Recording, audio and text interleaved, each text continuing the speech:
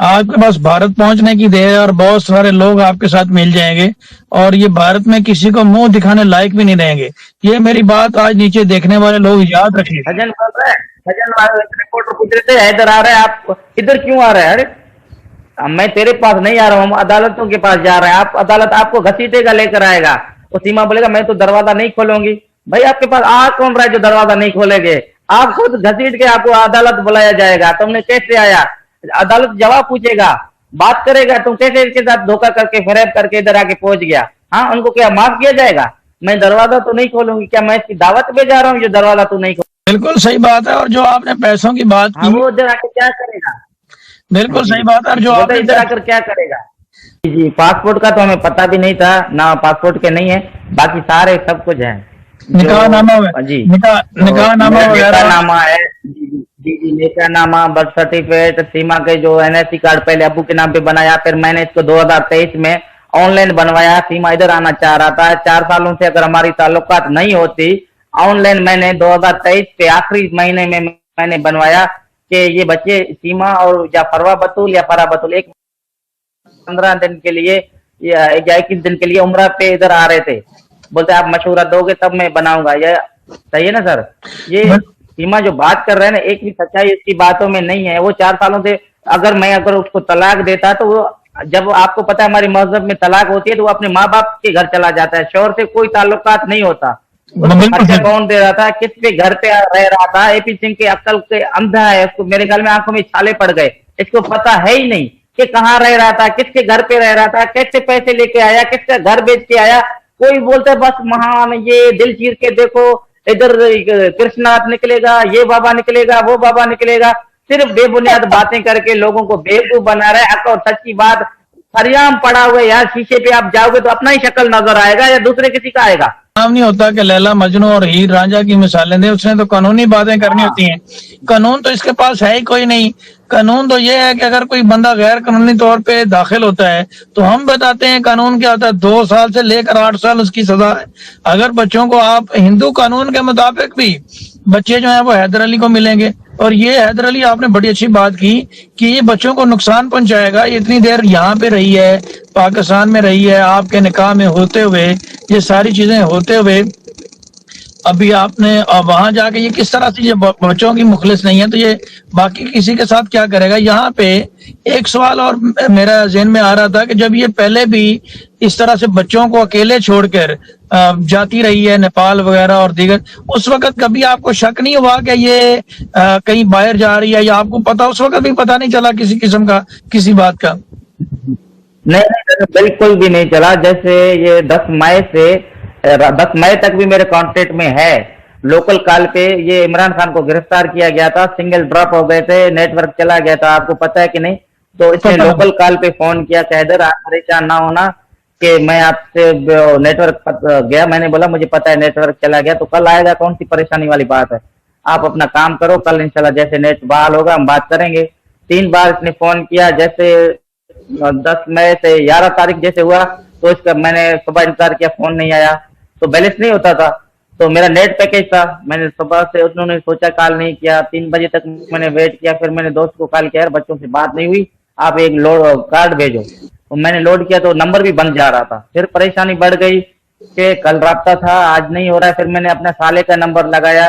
मैंने बोला आसिफ किधर हो? बोलते कोर्ट बंगले से मैं कराची आ रहा हूँ कि कल आपसे बातों से बात करूंगा, क्या परेशानी है? कल तो हमारे से भी बात हुई। मैंने बोला कल तो मेरे से भी हुई, आज के दिन सुबह जैसे ही मैं पहुंचूंगा आपसे बात कराऊंगा।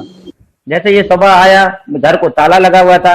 मालिक मकानों से पता चला, खटखटा कि सीमा किधर है? बोलते सीमा कल 12 बजे इधर से सामान लेकर, बोलता है मैं खैरपुर जा रहा हूँ। पैसे जो इसने घर बेचा था बोलता है वो भी लेकर गया। 10,000 कश्ती से कम पड़ रहा था, उनसे भी इसने झगड़ा करके पैसे लिया कि मैं घर लेने के लिए जा रहा हूँ, आप मेरे पैसे पूरे दो।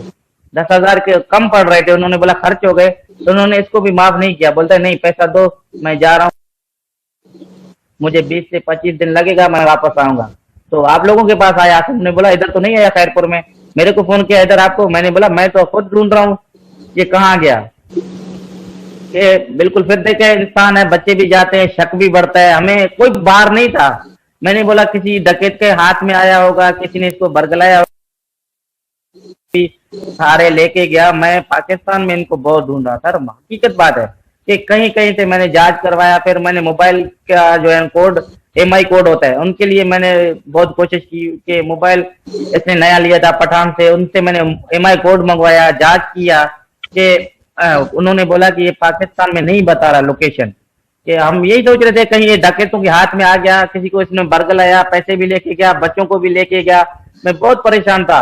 फिर मैंने अब्बू को फोन किया, दूसरे दिन अब्बू आया कि एक NC रिपोर्ट दर्ज करा। हमें पता ही नहीं है कि किसी का नाम पे ले, हमने एक नामालूमात रजिस्ट्री करवाया कि बच्चे घर से गायब हैं, पता नहीं है, ऐसे ही हमने लिखवाया। हमें तो कोई कंफर्म था नहीं कहाँ चला गया, किसका नाम लेते सर, नहीं लेना चाहिए, पता ही नहीं है कि है कहाँ। फिर इनके रिश्तेदारों पे, इधर कहीं शादी पे गया, किधर गया कोई पता नहीं बिल्कुल भी। फिर MI कोड पे SP था, सांगड़ का SSP था, उन्होंने बोला कि बिल्कुल हैदर आपके बच्चे पाकिस्तान में नहीं है। MI कोड में अगर ये पाकिस्तान में होते, मोबाइल में ये बताता कि ये इधर तक है, आप कहीं इनको बाहर ढूंढो। मैंने बोला सर कैसे ये बाहर जाएंगे? बोलते आपके पास कोई NIC कार्ड है? मैंने बोला हाँ बच्चों का है। बोलता ये मुझे दो, मैं एयरपोर्ट पे जांच करवाता हूँ कि शायद ये बाहर मुल्क तो चले नहीं गए। मैंने बोला बाहर कहाँ जाएंगे? बोलता यार आपको देने में क्या हर्ज है, हाँ NIC दो, मैं एयरपोर्ट में इनका जांच करवाता हूँ। आप एक बाप हो, इतना इनसे ढूंढ रहे हो, परेशान हो, मुसलसल में रास्ते में था ना। कि फिर उन्होंने इधर जांच करवाया, किसी FI वालों से बात की, तो उन्होंने कार्ड लगाया, तो इनका पूरा हिस्ट्री लेकर आया। बोलते चले गए। फिर भी हम देहात वाले लोग यकीन नहीं करते। हमने बोला कैसे जा सकते हैं? बोलते हैं भाई तुम्हारे बच्चे दुबई चले गए, 2 दिन के बाद दुबई के ये नेपाल चले गए, नेपाल के बाद कुछ पता नहीं है। मैं घर वालों को बोलूं, अम्मी को, अब्बू को, इनके रिश्तेदार, बोलता नहीं ये झूठ बोल रहा है, हो ही नहीं सकता, कहाँ जाएंगे, हमारा कोई रिश्तेदार ही नहीं है, राब्ता ही नहीं है, किस हद तक जाएंगे? बिल्कुल सही बात। करते करते 1.5 महीना गुजर गया।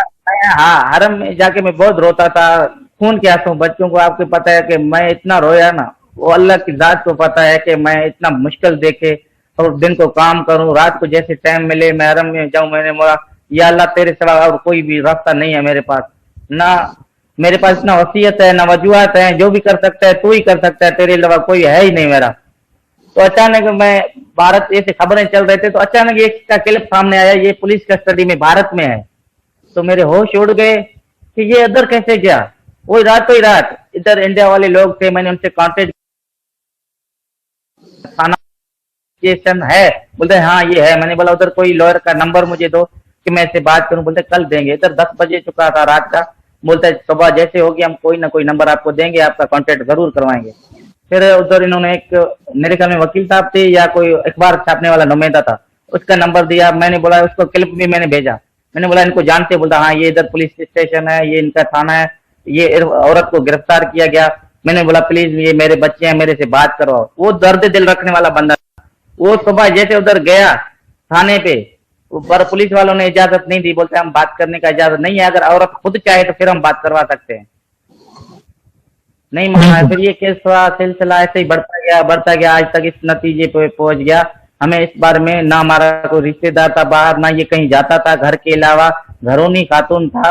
ईद पे जो ये रमजान ईद गुजर गया, मैंने बच्चों को बोला, सीमा को, के कपड़े मेरे लिए भेजो। बोलता है इधर आपको मुनासिब समझता है किसी दर्जी के पास जाऊं, आपके कपड़े सिलाई करवाऊं? अगर आपका दिल करता है तो फिर मैं जाऊं। मैंने बोला छोड़ो, खुदा की कसम यही बात है, मैं आपको सच और हकीकत बता रहा हूं। मैंने बोला छोड़ो इस बात को, मैं इधर से सिलाई कराऊंगा, आपको अच्छा नहीं लग रहा है तो आप नहीं जाना किसी दर्जी के पास, आपके कपड़े लूं, मुझे अच्छा नहीं लगता है। वो इतना अपने को मासूम समझता था। आज इंडिया में बैठ के उनकी खबरें तो देख, बातें तो देख। ये बिल्कुल सही बात है। ये कुछ लम्हों के लिए हमें भी लगता है कि जैसे इसको ट्रैप किया गया है। बहरहाल सचिन है जिस कैपेसिटी में सीमा को अपने घर रखा हुआ है, उस हवाले से कानूनी तौर पे देखा जाए तो मुझे तो वो भी पूरा मुजरिम नजर आता है और उसके खिलाफ भी कार्रवाई होनी चाहिए कि उसने गैर कानूनी तौर पर एक खातून जो है वो दाखिल हुई है और उसको अपने घर पे पनाह दी हुई है। तो समय से बालातर है कि किस तरह से भारतीय इदारे जो हैं वो उसको इस चीज मेरे सामने बोलता है ये मेरे बच्चे हैं। अरे सजन तेरे बाप के बच्चे हैं, कल इसको जूते और लितर पड़ेंगे ना तब पता चलेगा कि इनको गैर तरीके से रहना, इनको राहत देना। जो ये पैसे लेके गया था, ये इसका बाप जो बहू मान रहा है ना, कल ये इनसे भी ये हिसाब लिया जाएगा।